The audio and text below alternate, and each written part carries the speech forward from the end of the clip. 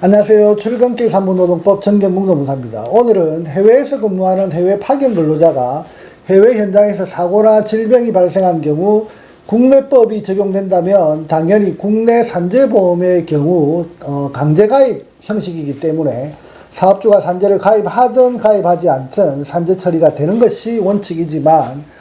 현재 해외 파견 근로자에 대한 산재보험 가입 방식은 국내에서 해외 현장으로 파견 근로를 가는 경우 해당 근로자에 대하여 국내 사업장에서 별도로 산재 가입 조치를 해야만 산재 처리가 되는 방식으로 그렇게 운용되고 있습니다. 그런데 최근 이러한 해외 파견 근로자에 대한 산재보험 별도 가입 제도, 다시 말해서 임의 가입 제도를 국내에서 일하는 근로자들과 동일하게 당연 적용 제도로 변경하도록 하는 입법을 추진한다는 기사 자료를 확인하게 되어서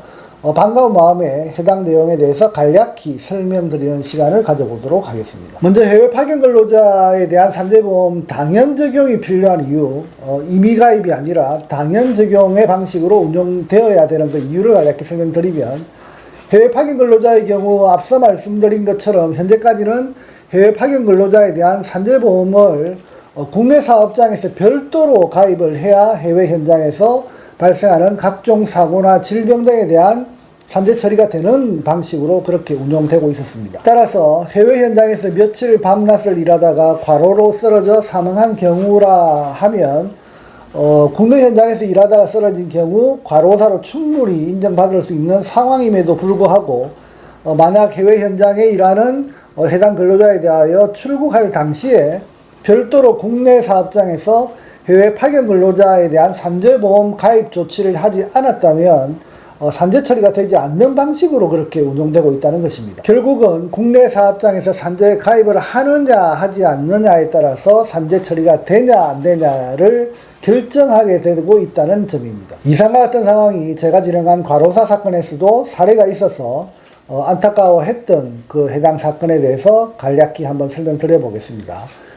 S 대기업에 다니던 부장이 중국 현지 생산 라인 설비 설치 작업을 위해서 중국 현지에 파견 근로를 하던 도중 갑작스런 뇌출혈로 쓰러져 안타깝게 현지에서 사망하신 사건이 있었습니다. 중국 현지에서 사망한 사건임에도 불구하고 유족의 적극적인 자료 수집과 그리고 동료 근로자와의 문답, 그리고 현지 작업 내용에 대한 각종 분석 작업 등을 바탕으로 결국 과로와 스트레스가 뇌출혈의 주된 원인이라고 하는 것까지는 입증해서 과로사라고 하는 판단을 힘겹게 받아냈습니다. 하지만 국내 S대기업에서 해당 근로자에 대하여 해외 파견 근로자 산재보험 임의 가입을 출국할 당시에 하지 않았다는 그 이유로 해당 근로자는 과로성을 인정받았지만 산재 미가입 상태이기 때문에 산재 보상을 받지 못하는 그런 안타까운 상황이 발생했던 사례가 있습니다. 사망한 근로자에 대하여 해외 파견 근로자라고 하는 그 이유로 산재보험 가입 조치를 사업주가 하지 않은 그 상황에 대해서 다시 이를 극복하기 위한 그 다른 수단으로 사망한 근로자는 해외로 파견된 것이 아니라 국내 본사의 지휘감독을 받고 있는 상황이었고, 그리고 정기적으로 본사의 현지 작업 내용을 보고하고 있었다고 하는 사실 등을 주장하면서 해외 파견 근로자가 아니라 본사에서 출장 온 상태로 근무하고 있다는 점을 강조해서 역으로 본사 소속 근로자라고 하는 변형된 주장을 통해서 산재 처리를 한번 해보려고 하는 시도까지도 했었던 기억이 납니다. 여기서 만약 해외 파견 근로자가 아니라 본사 소속으로 본사의 지휘를 받으면서 사실상 본사 직원의 개념으로 관철해 냈다면 본사는 당연히 산재보험이 가입되어져 있기 때문에 산재 처리가 되는 구조를 만들어 보려고 하는 그런 의도였습니다. 하지만 S대기업 본사는 무슨 이유에서인지 몰라도 유가족의 이러한 주장 과정에서 조금도 협조되지 않는 상황이 계속되었고, 결국 행정소송까지 진행했지만 최종 패소했던 그런 안타까운 사건이 있었습니다. 나중에 알게 된 이야기지만 당시 해외 파견자 산재보험 임의 가입에 대한 그 취지를 그때서야 해당 기업은 알게 되었고, 그 결과 그 안타까운 사망 사건 이후부터는 S대기업에서 해외로 파견되어져 나가는 해외 파견 근로자에 대해서는 그때부터는 별도의 산재보험 이미 가입 조치를 하기 시작했다고 하는 후문도 들었던 기억이 납니다. 국내 굴지의 대기업임에도 불구하고 그 시점 이전 수년 동안은 수만 명의 해외 파견 근로자에 대해서 사실상 산재보험에 대해서 무방비 상태로 해외 근무를 하고 있다라고 하는 점을 생각해 보면 참으로 어이없는 상황이었다, 이렇게 생각이 되기도 합니다. 오늘 인터넷을 검색하다가 보니 제가 진행했던 사건과 아주 유사한 그 판례를 언론 기사를 통해서 확인하게 되었습니다. 동사건도 간략히 소개시켜 드리면 사실상 제가 진행했던 사건과 거의 동일 유사한 사례로 그렇게 확인되는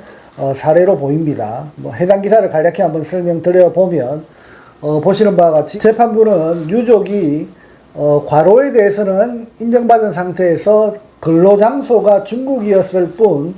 실질적으로 국내 본사의 지위에 따라서 근무했기 때문에 국내법이 적용되어야 한다고 유족은 주장했지만 중국 현지 법인의 실체를 법원에서는 인정해버렸고, 그리고 현지 법인에 대한 종속성을 인정해서 결국 과로는 인정되어도 국내 산재보험이 가입되어져 있지 않는다라고 하는 그 이유로 산재 처리가 되지 않는다라고 판단을 한 판결문을 설명하는 그런 언론 기사였습니다. 이런 기사 자료에서 확인되는 것처럼 아마도 해외 파견 근로자에 대한 산재보험 임의가입 제도로 인해서 해외 현장에서 일하다가 발생한 사고나 과로와 관련된 각종 질병 사건들이 발생했음에도 불구하고 산재 처리가 되지 못한 안타까운 사례가 그동안 상당히 많았을 것으로 생각이 됩니다. 이상과 같은 문제점을 인식하고 21대 국회에서 해외 파견 근로자에 대한 산재보험 당연 적용을, 임의가입이 아니라 당연 적용을 골자로 한 법안이 발의되었지만 국회 임기 만료로 폐기되고 이번에 환노위에서 재차 발의를 한다고 하니 상당히 다행스럽기도 하고, 그동안 혜택받지 못한 사건들에 대한 안타까운 마음도 있기도 하다는 점을 강조드리면서 그렇게 될 일은 없겠지만 소급 입법을 통해서 시효가 남아있는 사건들까지 구제해 줄 수 있는 입법이 될 수만 있다면 더 좋지 않을까 하는 불가능한 희망을 한번 가져보기도 합니다.